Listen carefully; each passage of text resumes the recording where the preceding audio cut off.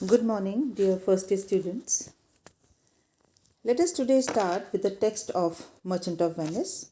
Merchant of Venice is a play by William Shakespeare, and if you have seen my previous video on Merchant of Venice, I have already given you an introduction on Merchant of Venice, on the basic major characters of Merchant of Venice and its plot.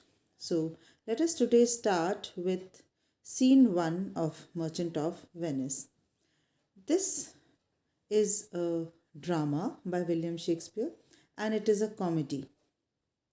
And I also request you to please view my video on comedy, so it will be easy for you to understand the technicalities of comedy.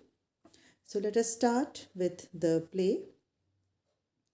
Merchant of Venice is a play based on the major character. The name is based on the major character Antonio. He is the Merchant of Venice in the title. There are three major male characters in Merchant of Venice. They are Antonio, Bassanio, and Shylock. So, Antonio and Bassanio are two best friends.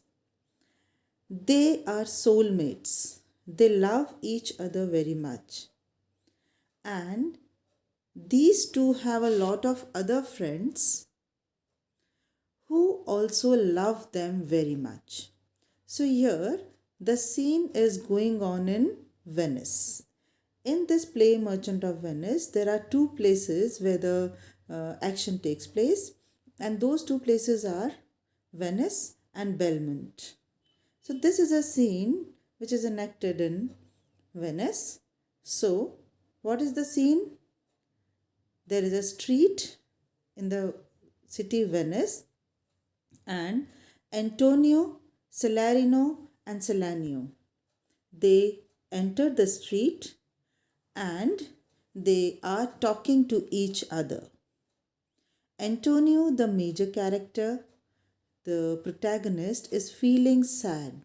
So he says, in sooth means truth. In sooth, I know not why I am so sad. It wearies me, you say it wearies you, but how I caught it, found it, or came by it, what stuff it is made of, whereof it is born, I am to learn. And such a want wit sadness makes of me that I have much ado to know myself. Excuse me. So he says, truthfully, I don't know the reason of my sadness, and it makes me tired. And it seems that it makes the other people also tired. This sadness and the unknown reason of the sadness is wearying Antonio. And he is not aware of the reason, the origin of this sadness. So he says, I don't know what stuff it is made of. Means, I don't know what is the reason behind this sadness. But he accepts that, yes, I am feeling sad.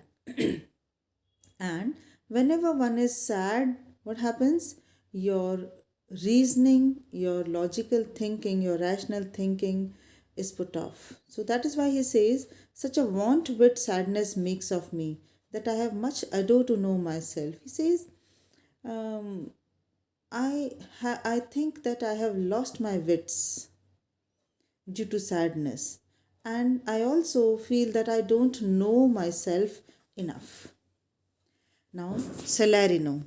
These two friends, Salarino and Salanio, they love Antonio very much, and they are trying to console him. They are trying to find out the reason of his sadness, and they are trying to cheer him up. So he says, your mind is tossing on the ocean, there where your argosies with portly sail, like seniors and rich burghers on the flood. Now, Salarino says that because you are a merchant and all your ships are on the ocean, sailing in the ocean, so your mind is tossing on the ocean. Means your thoughts They are engaged in thinking about your ships in the ocean.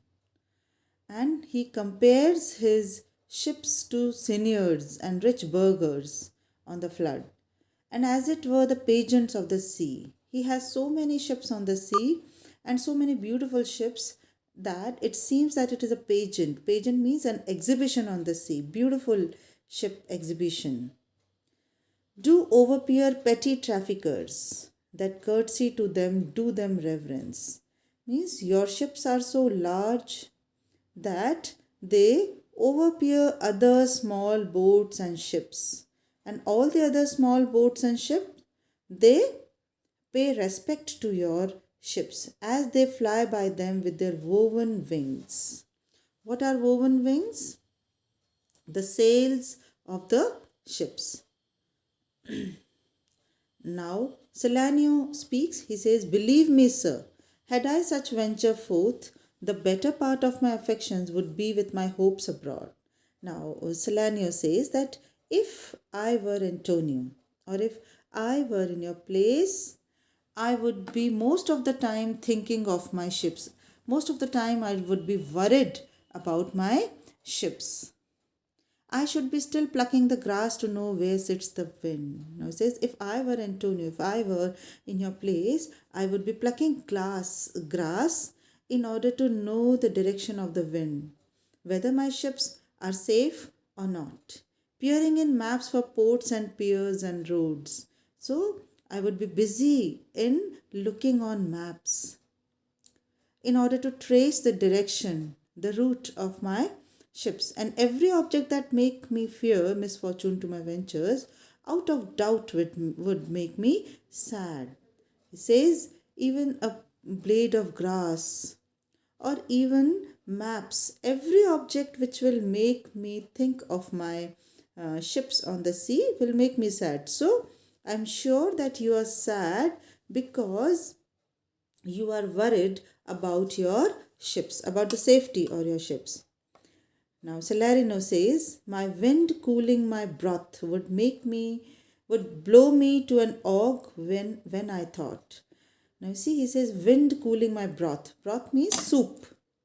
He says if I am making my soup, if I'm cooling my soup through my breath, then that breath would make me think of the winds that may cause harm to my ships. So he says, what harm a wind too great at sea might do.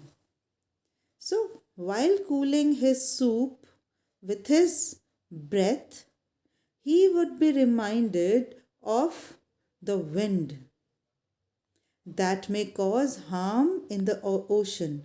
I should not see the sandy hourglass run, but I should think of shallows and of flats. Now he says, if I would look at hourglass, if you people have seen an hourglass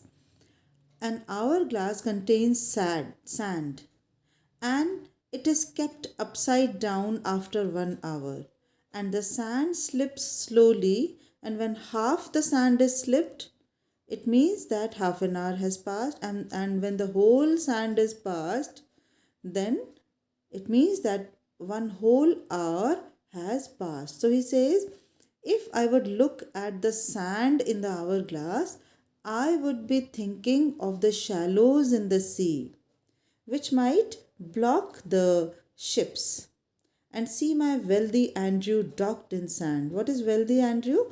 Wealthy Andrew means ships loaded with riches, loaded with goods, veiling her high top lower than her ribs. So he says, I would be reminded of my ships, and I would fear that my ships have drowned, and her high top is lower than her ribs, to kiss her burial. Should I go to church and see the holy edifice of stone, and not bethink me straight of dangerous rocks, which touching but my gentle vessel's side would scatter all her spices on the stream? Now they say that each and every article would remind me of my ships. Now he says, if I would go to church and I would look at the statue made by stone, then I would be reminded of the stone, of the dangerous rocks in the sea, which might cause harm to my ships. So he says, if my ship even gently touches those dangerous rocks, then it might cause a shipwreck. It might cause damage to my ship and could scatter all the spices on the streams. The spices, the goods that the ship is carrying, might be scattered on the sea. Enrobe the roaring waters with my silk. And suppose if there are silk clothes or silk material in the ship, then if the rocks touch my ship, then all the silk would be scattered on the sea. And in a word, but even now worth this and now worth nothing. And when the ship is wrecked, the ship which was now just filled with riches comes to nothing. Shall I have the thought to think on this? I shall lack the thought that such a thing beckoned would made me sad. So he says that sure, I'm pretty sure that Antonio is sad because he is thinking of his ships.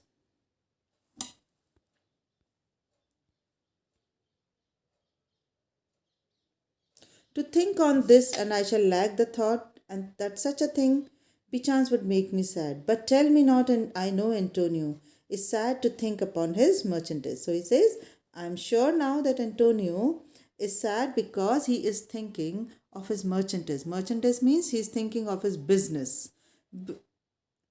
Believe me, no. Now Antonio says, believe me, no. Means have faith in me. This is not the reason of my sadness. I thank my fortune for it. My ventures are not in one bottom trusted. Now he says, I am fortunate enough to have a lot of ships. My fortune, my good luck is not rested in one ship. I have a lot of ships, nor in one place, nor is my whole estate upon the fortune of this present year. So he says, I am not such a merchant whose merchandise is dependent on the same year or only one ship. So he says, I thank my fortune for it, and my business is not making me sad. Therefore, my merchandise makes me not sad. Salarino now makes another guess. He says, why? Then you are in love. Antonio, fie. Fie means, what are you talking? I'm not in love. Salarino, not in love neither? Then let us say you are sad because you are not merry. And it were as easy for you to laugh and leap and say you are merry because you are not sad. Now he cracks a joke. Now he says that you are not in love either. So he says that you are sad because you are not happy. And you will be happy when you will be not sad. Now by two-headed Janus. Janus has two faces, one happy and one sad. Now he says that I am taking an oath by two-headed Janus. Nature hath framed strange fellows in her times. Some that will overmore peep through their eyes and laugh like parrots at a bagpiper. Now he says that there are two sorts of persons in this world. One sort which will laugh unnecessarily, like parrots at a bagpiper, and another of such vinegar aspect that they will not show their teeth in the way of smile, though Nestor swear the jest be laughable. Now, Nestor, he says,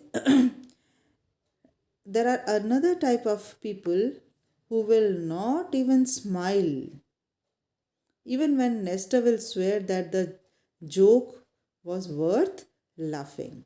Now enter Bassanio, Lorenzo, and Graciano. Now remember who is Bassanio?